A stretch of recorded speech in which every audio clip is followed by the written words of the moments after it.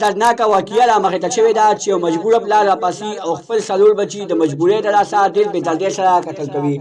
د پلار یا خیل داسې څه مجبوري وه چې خپل څلور بچي یې ډېر بېدردۍ سره قتل کړل. کو چېرې تاسو د دې پوره معلومات باره کې ځان خبرول غواړئ که ورته پوره چینل مخه نه وي سبسکرایب کړی هم زموږ د چینل مخه سبسکرایب کړئ تر دې چینل څخه مخه ووښئ چې زموږ هر یوه نوې معلوماتي ویډیو تاسو ته په اسانۍ سره میلاویږي. دوستانو دا واقعه په ملدان کې را مخې ته شوې ده چې یو مجبور پلار راپاسي او خپل څلور بچي ډېر بېدردۍ سره قتل کوي. په هغه څلورو بچو کې درې لوریانې او یو زوی شامل دی.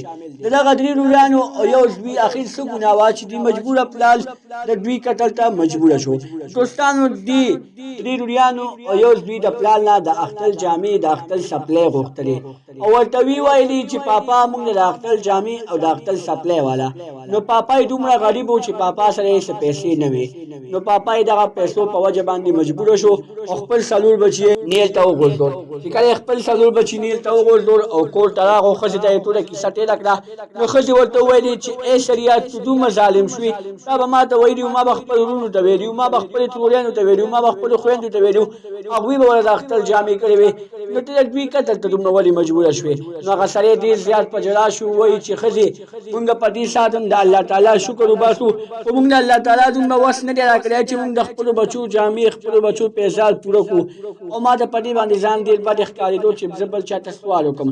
همدې په وجه باندې ما خپل بچي ډېر بېدردۍ سره قتل کړل. د بچو عمر یې د یو لوري 8 کاله عمر و، د بل لوري 4 کاله عمر و، د بل لوري 15 کاله عمر و او د زوی عمر یې 6 کاله و.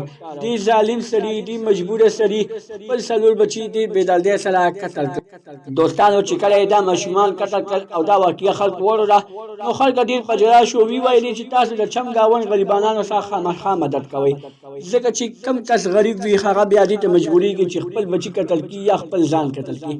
دغه سړی اوس ډېر جاري وایي زما د دې ګناه شوې ده چې ما خپل څلور بچي ډېر بېدردۍ سره قتل کړي دي. دا وه زموږ نننۍ ویډیو. که زموږ دا ویډیو هم خوښه شوي وي زموږ د چینل مخه سبسکرایب کړئ، د تلې نشان څخه مخه ووښئ چې زموږ هر یوه نوې معلوماتي ویډیو تاسو ته په اسانۍ سره میلاویږي. والسلام.